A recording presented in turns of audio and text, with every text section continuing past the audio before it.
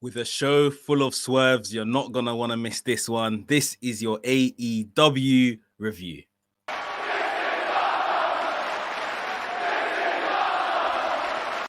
What's up, Maniacs? My name is Mex. I'm a wrestling fan, a wrestling enthusiast, a WrestleManiac, if you will. And today we are talking about AEW Dynamite.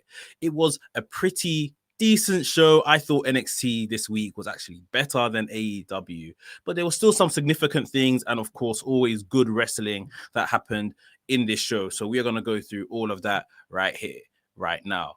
And right here on this show, on this channel, I talk about everything that's WWE and AEW. So if this sounds like the place for you, make sure you hit the subscribe button and make sure you hit the notification bell so you get notified every time I drop a new video.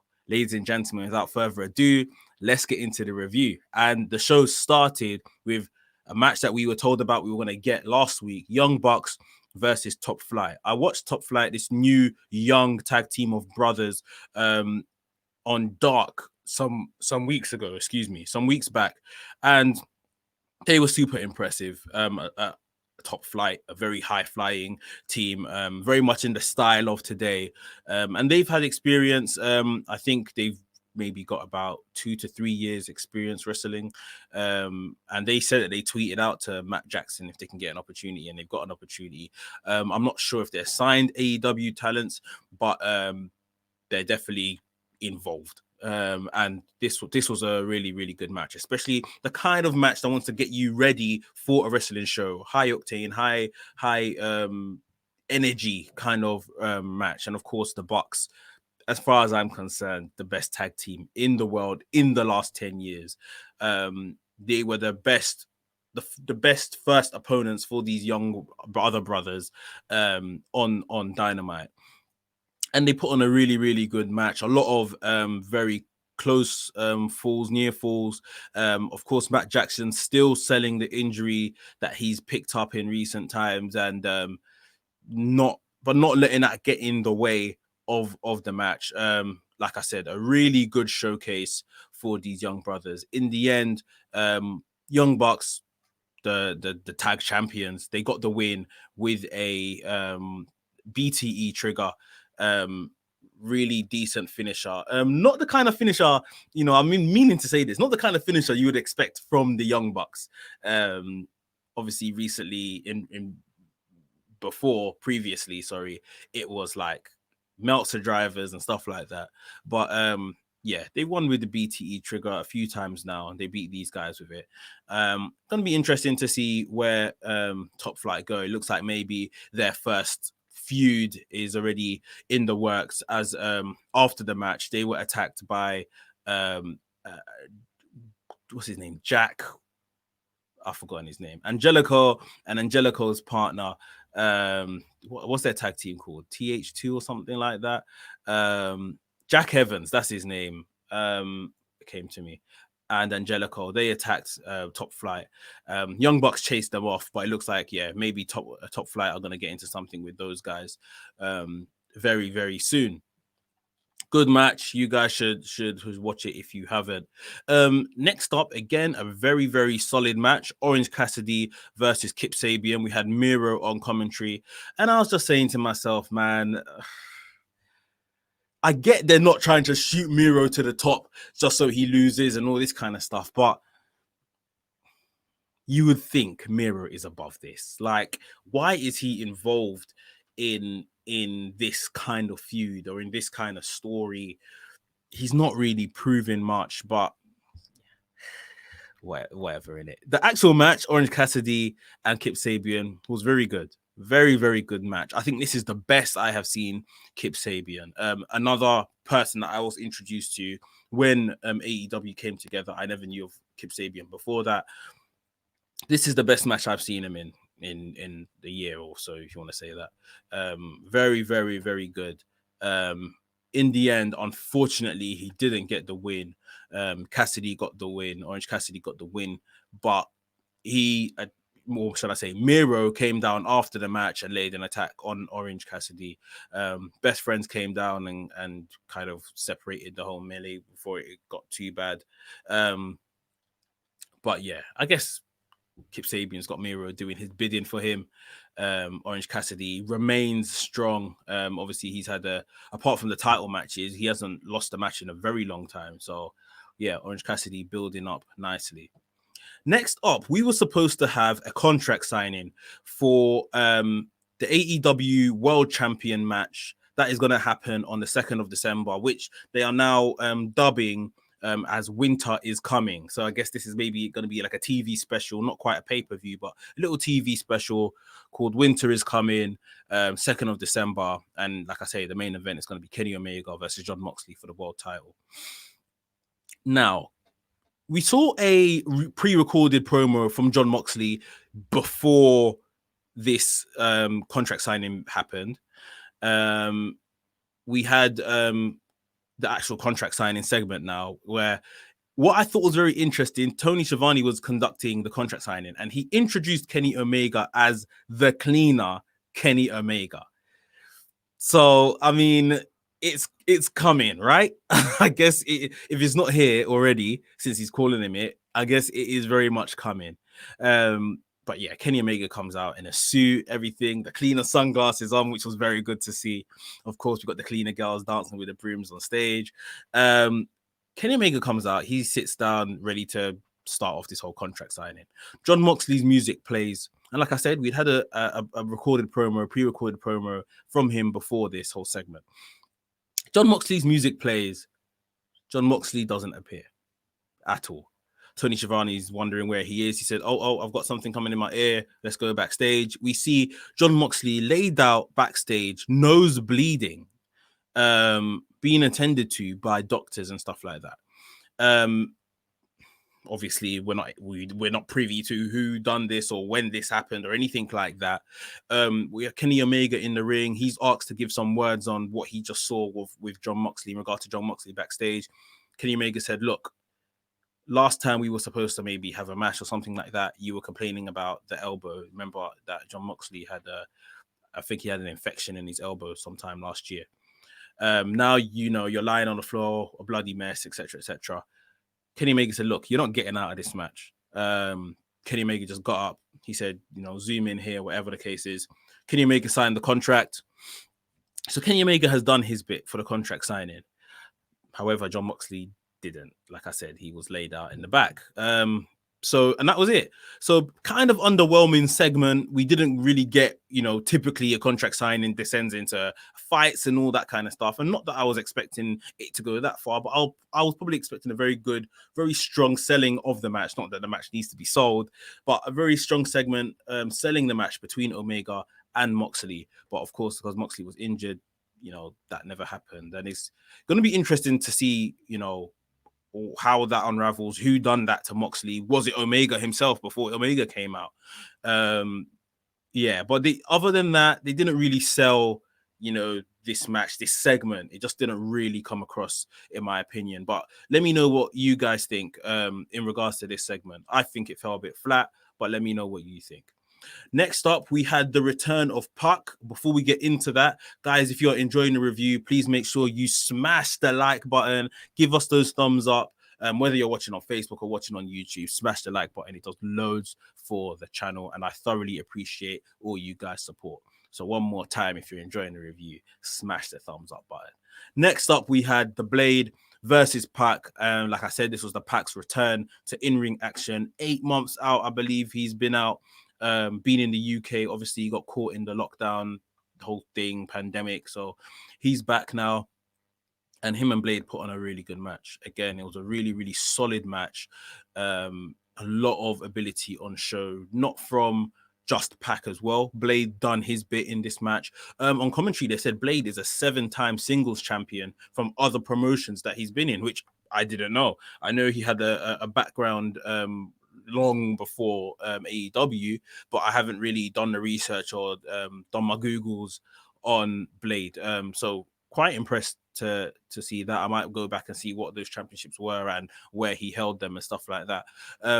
But yeah, this match was very good, with the exclamation point of a shooting star press onto the back of Blade. It's just so good every time Pac does that. Like his his ability just in the ring and everything is just crazy. Came down from the shooting star press, locked in the brutalizer on the Blade, and Blade tapped out, and so Pac got the win in the end. Pac was going to address Eddie Kingston, picked up the mic and everything. He basically said Eddie Kingston, and then Butcher came out of nowhere, just laid him out. So yeah, I think Eddie Kingston came into the ring, and Eddie Kingston, Butcher, and Blade were laying out Pac. Then Ray Phoenix came out, and Ray Phoenix came out obviously to help Pac. He was kind of kicked out of the whole family thing by Eddie Kingston, like literally kicked out last week. So Ray Phoenix came to Pac's rescue, but they also kind of took out Ray Phoenix, those three guys. And then Penta came out. So Penta was always going to be the interesting person in this dynamic because he is, quote unquote, Eddie Kingston's best friend. He's always been supported by Eddie Kingston. However, obviously, Eddie Kingston has driven him and his brother to the point of almost killing each other last week. Eddie Kingston has chosen Penta over Ray Phoenix, and obviously just beating up Ray Phoenix in the ring. So Penta came out with a chair, looking like he was going to lay into Ray Phoenix as well, but he chased off Eddie Kingston and Butcher and Blade with the chair. So it's like Death Triangle has kind of reformed themselves. Pac, Ray Phoenix, Penta. Good to see those guys back. They didn't really get a good chance or a good run at it before the pandemic happened. So it's good to see those guys back together. And it seems like the Butcher, Blade, and Bunny will spin off and be managed by Eddie Kingston.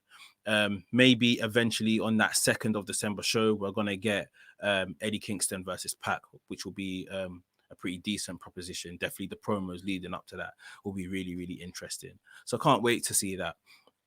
Next up, we had the NWA Women's Championship match. Serena Deeb, the champion, defending against Thunder Rosa. And again, this is one of those matches where you don't need to see it. You knew you were getting at least 4 out of 5 stars from this match. You didn't need to see it to know this would be a good match.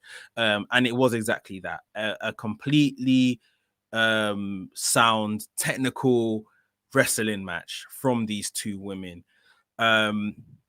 Halfway through the match, we had Reba on the outside actually kind of distract Serena Deeb as Serena Deeb was thrown out of the ring. And as the referee, Aubrey Edwards went over to kind of tell Reba to go away and get lost, Britt Baker comes running out of nowhere and attacks Thunder Rosa on the outside of the ring, the staging stairs area of the AEW ring. So that's obviously quite hard impacts. It's not inside the ring. Rolls her back into the ring. Serena Deeb, I believe, goes to put, when she's back in the ring, goes to put Thunder Rosa away with a power bomb. Thunder Rosa kicks out. The match did last a bit longer after this, but obviously the effects of Britt Baker's interference weighed heavy on Thunder Rosa, and she was eventually put away by Serena Deeb. So yes, it was an interference and all this kind of stuff. It didn't cost her the match per se, but the match was a really good match before that. After that, even that segment added to that match as well. Just gave it a bit of character because, you know, sometimes when it depends who you are. If you don't like the overly technical stuff, you like to see some more action and stuff like that. It happening in the matches, that this was for you. This had it all. Like I say, it was a really, really good match.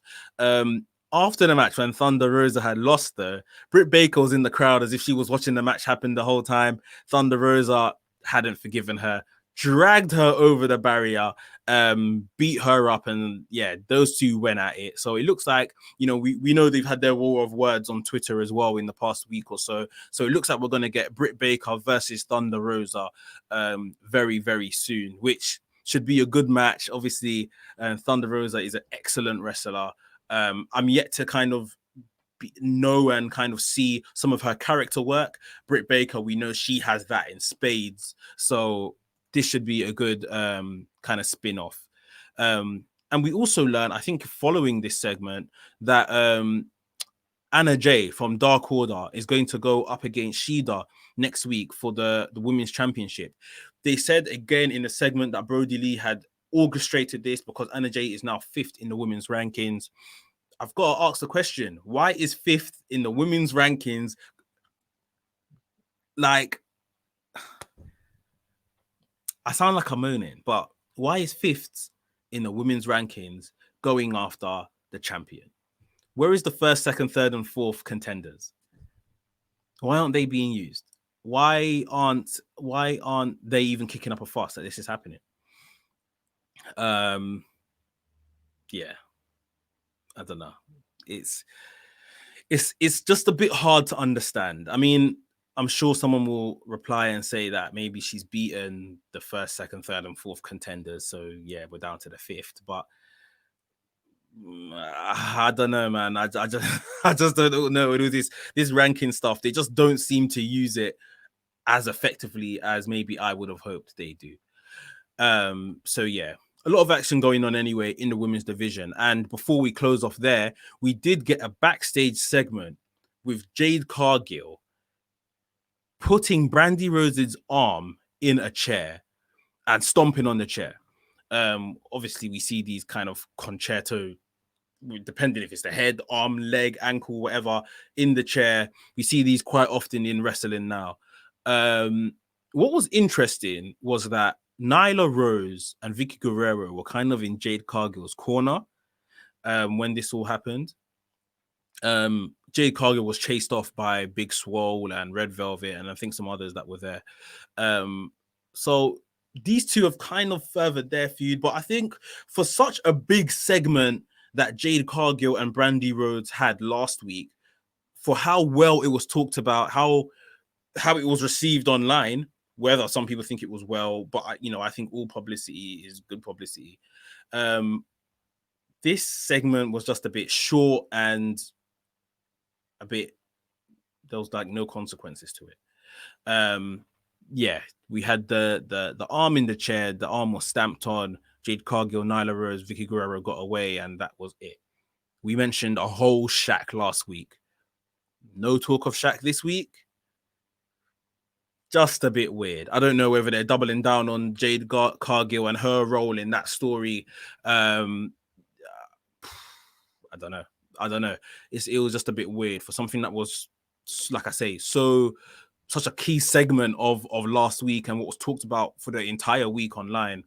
Yeah, it just wasn't really mentioned at all this week. Before we get onto the main event, also, I will just touch on, we had the Inner Circle and MGF. I think we had 2 or 3 segments of their trip to Las Vegas running throughout the show. This was just some comedy stuff. It was like very much like the Hangover kind of scenes we'll get in. We saw them in a casino. We saw them meeting all kinds of characters along the way, and Elvis, a drunk. It was all kinds of comedy. It was decent. I'm not poo-pooing it. It was decent. But yeah, I guess I don't know whether they're stretching this out for something that's going to happen again on that 2nd of December show. It was what it was. They had a great time by the looks of it in Las Vegas, and I believe next week we're getting a Chris Jericho, Jake Hager tag match. I can't remember who they're facing, but yeah, it was what it was. It was comedic. It was MJF and Chris Jericho having a blast, basically. Main event. So Brian Cage and Ricky Starks take on Cody Rhodes and Darby Allin. Sorry, couldn't get my words out there.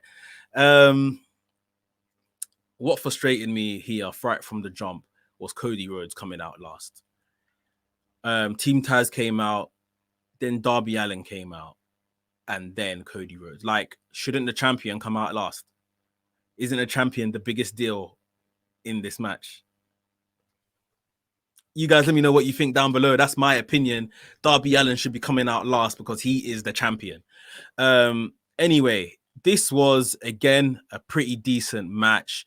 Obviously, we know what all the guys involved here could do.